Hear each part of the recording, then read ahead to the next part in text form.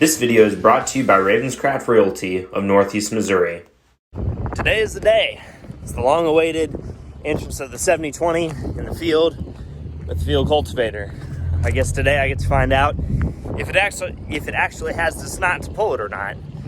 And if it doesn't, how much I need to turn the tractor up. Hello, little helper. Hello, other little helper. Hello, other little helper. Fluids have been checked. Tractor has been cleaned. I even dusted the hood off. So, I guess let's go. I did a couple of the small fields out front, and now I'm in the big field, about 19 acres back here. And so far, I'm doing okay, but it kind of pulls it. It needs to be about 4 foot more narrow, or I need to have 30 more horsepower. But I lost 2 sweeps, so I'm having Justin give me a ride back to the house so I can get some more. Might have him video some too. Well, I'm probably going to be turning the 7020 up since I've got the M&W oil pan, and see if I can get it up to like 185, and that'll pull this thing a lot better. But right now, the nice thing is that I don't have enough tractor to actually tear it up. So it's kind of a breakaway-ish, but cab's nice and loud. I mean, it be sitting in the dust, but that's about all I can say for it. And the tractor, it gets hot before it runs out of power. I mean, it's got a pretty good load on it. But she's doing okay, doing a pretty decent job of leveling up the chisel plow. So there's another field back there, another one across the gravel road, and they're all kind of small. But like I said, this is custom work. This is not mine, but I do still care about it. And for the low price of some planter parts, I'm getting to play with my 7020, and my cousin Will is getting his beans planted, and he doesn't have to worry about it. Slow and steady is the name of this game, because this tractor is getting hot and I can't just whack 4 feet off the side of the cultivator, or can I?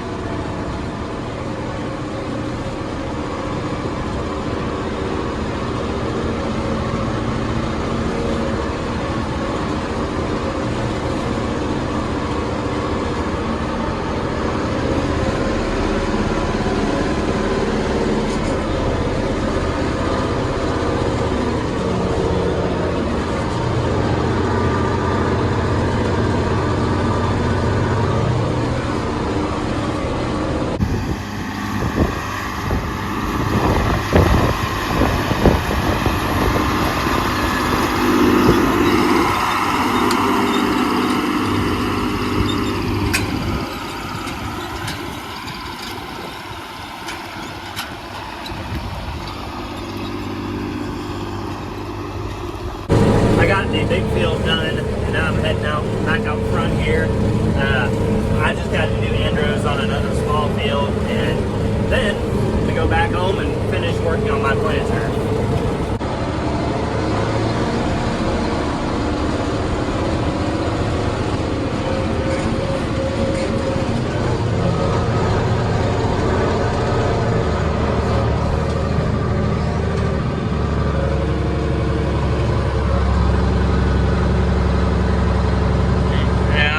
Several sweeps. This isn't exactly what a field cultivator was designed to do. I mean, sure, a field cultivator is designed to take out weeds and level. However, in the field cultivator designer's manual, usually you don't find the word tree sprouts and giant roots and human chisel plow or rips ground, so it's doing just fine for what I'm asking of it. Okay, that's it. Let's fold up and go home and do damage control.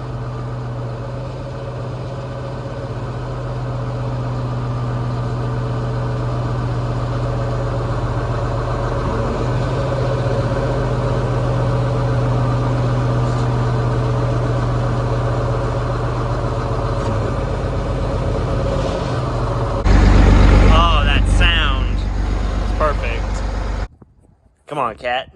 Do something funny. Cats plus wheels equals entertainment for humans. Tonight's ridiculous Chase's planter project is taking all of the Dawn curve tines off of Dad's 24-row Exactamerge and putting the rubber ones back on this one because it was not traded with the curve tines. And since the curve tines they're free, I'm going to put them on my planter and then sell my 6 rows of Yetter no-till, or not Yetter no-tills, Yetter twisters. So if you would like 6 rows of Yetter twisters, hit me up. Email's good. And these curve tines, Dad's used them for a long time and he really likes them. So I figure they can't be that bad for what I'm doing. But I've just got one left, and it's really not that hard. Just takes a little bit of time, and it's kind of repetitive. And these aren't actually, I mean, they've got wear on them, but they're not worn out by any means. So should be good for many years to come.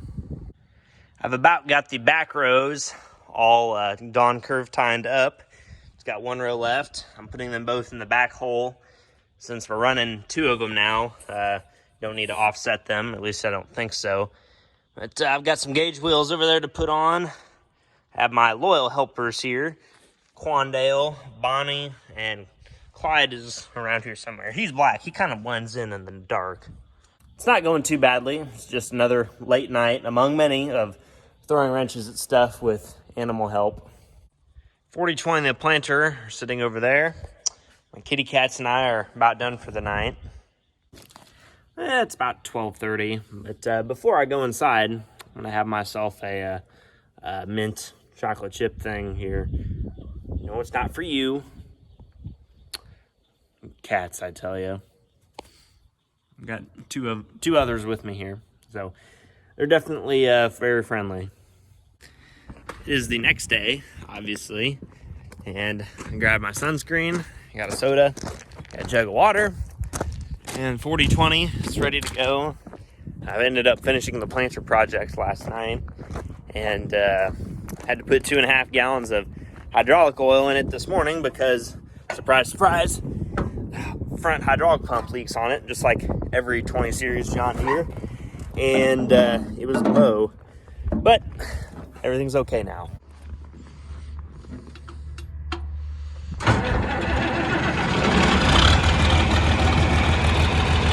I made it to the fields down here on Route W by Hannibal, and I'm gonna flip my clutches in, spin the contact drive, and we're gonna go plant. I planted the front 2 fields, went pretty smoothly, and I'm here on the 3rd field. It's a little bit smaller than the others, but just got my 3rd set of end rows laid out, and now I'm on my last one.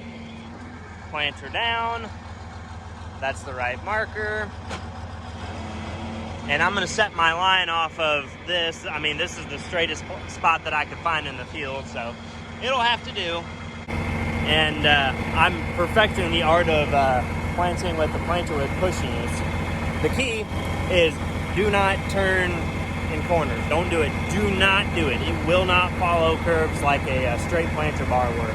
Or if the front units were behind the planter, then it would be a different story. I mean, it's trying to, like, if you turn, the back rows are okay, but the front rows will just smear, and it does not look very pretty.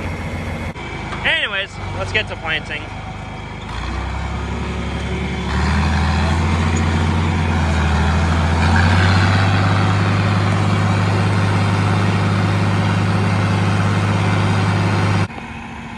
The old high-tech, high-speed planting setup isn't doing too bad.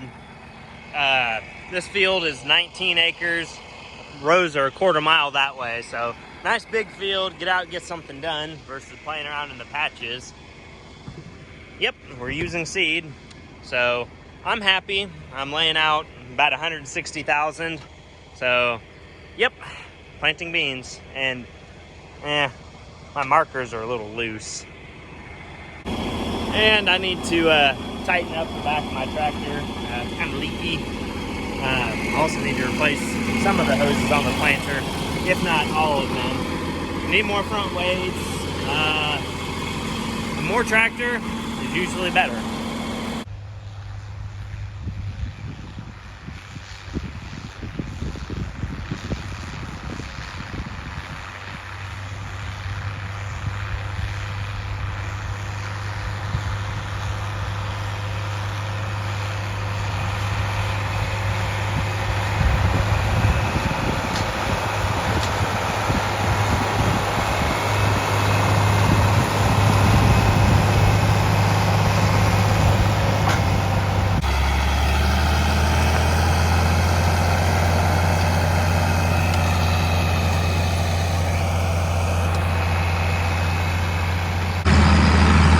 This is the good running.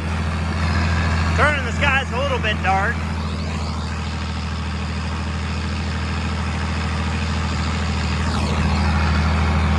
And yeah, it's a little dusty.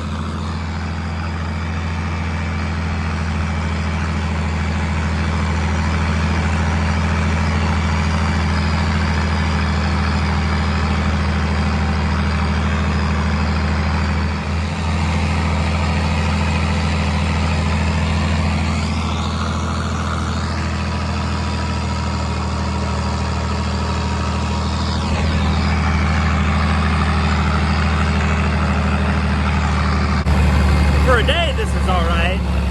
Got a downshift, but I don't know if I would want to do this all year, every year.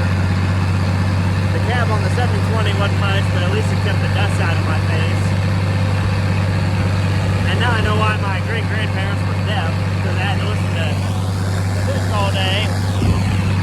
But life is pretty good right now. I'm very thankful. Thank you, Cloud. Have a cloud fly. For just a brief second, that cloud up there was over my head, and it was really nice. I need a canopy.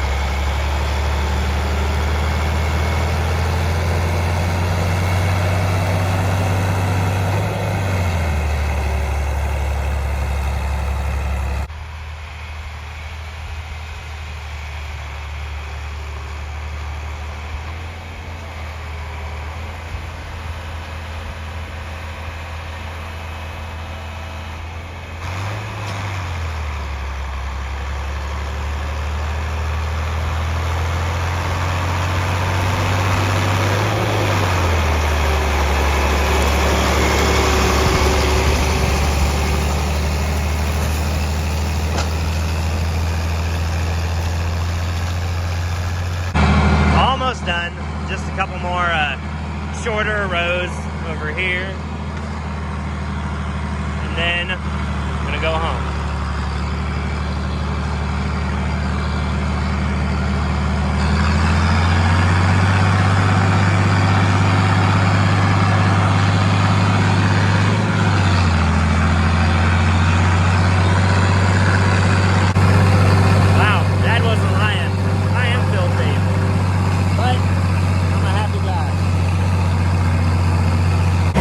of this farm is getting logged, and the guy that's logging it is actually a viewer. So if you're watching this video, hello, and thanks for saying hi to me.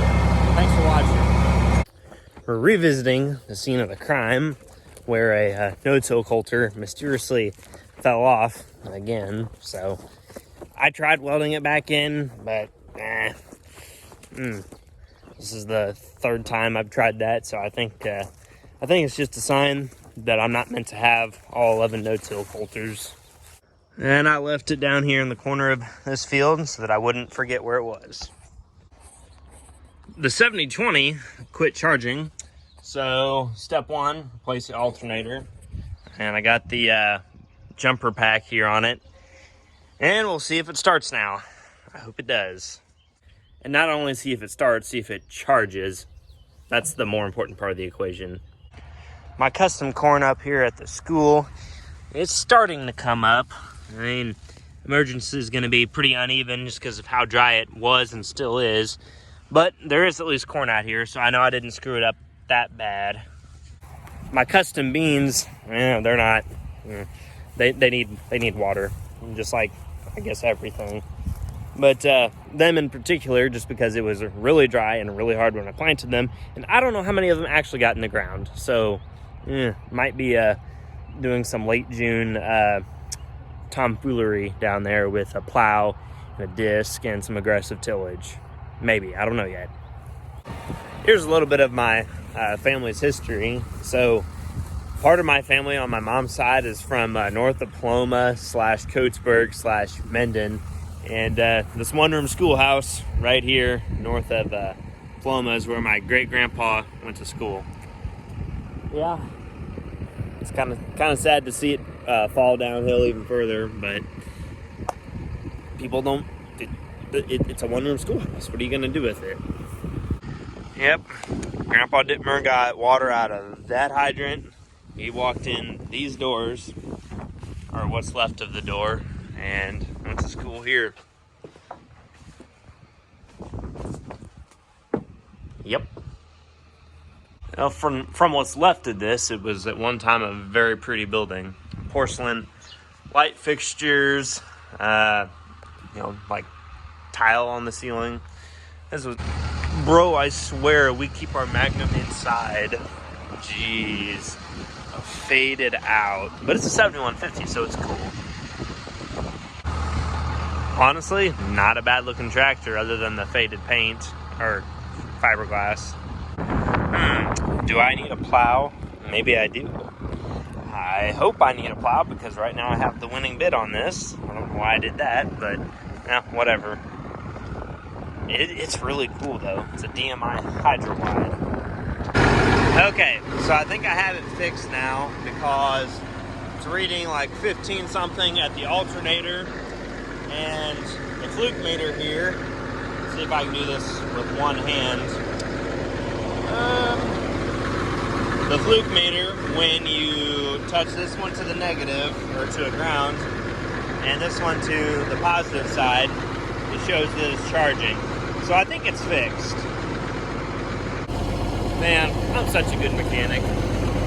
So this combine showed up to Sand Trigger without any rear tires on it. So they jacked up the rear end of the 780 up there and took the rear tires. So, Palmyra is just kind of a rough place. Your tractor or combine might end up on jack stands.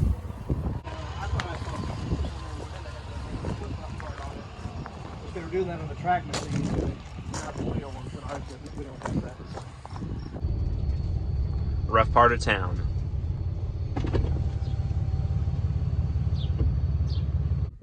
If any of you fellas remember the pivot fiasco from a couple videos ago, we pretty much got it fixed-ish. It was all kinked up here, and we started hitting it with hammers saying, oh, this is stupid, but it might work, and by gosh, it did. We only had to have enough of it on there to get 2 bands on, and now we've got more than enough. It's all right. Oh, did you drop a... Okay, last video in the background in several places. There was this red Dodge pickup, and there's some questions about it, rightly so, because I did not elaborate upon what it was or how I got it. So now I will elaborate. Okay, so for years, I had wanted a first-gen Dodge, as in this body style, 12-valve Cummins turbo diesel. And one of our landlords owns a farm north of town. It's like 270 tillable acres. But anyways, he had a 4x4 I think it's a W250. It was the brown color, brown and black. We called it Old Brown. Now everybody around Palmyra knew what Old Brown was. And he sold it when I was 14, and he wanted $6,500 for it, and I did not have the money to buy it. So someone else bought it, and I know the guy that has it. He's still got it, but when AC owned it, it was bone stock. You know, nothing had been changed. Oh, now Dad's taking a video of me. But anyways, for years I'd wanted a first gen. And so I'd seen this truck driving around Palmyra for a couple of years, since like 2020. But anyways, one day I resolved that if I ever saw the guy, that I would say, hey, that nice truck, and if it's for sale or not.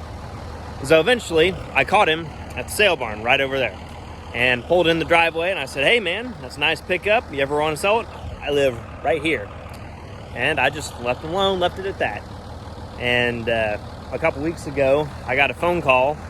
I didn't recognize the number, so I let it ring. And the guy texted me, and he says, hey, it's Ryan with the 1992 Dodge pickup from F&T. Give me a call. I'm thinking about selling it. So I called him. We made a deal, handed him cash, and now I own a first-gen Dodge. Look at this guy. Making a video or something? Maybe. Maybe not. So it's a 1992.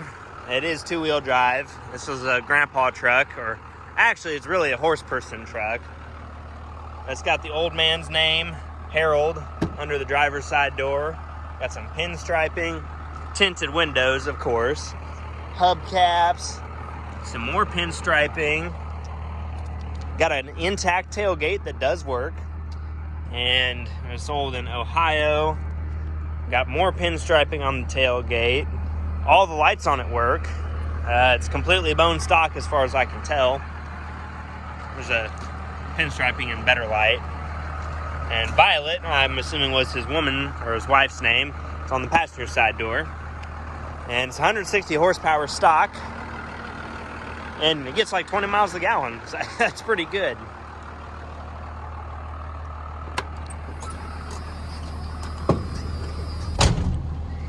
And I'm unsure of how many miles it has on it because the odometer has not worked for some time.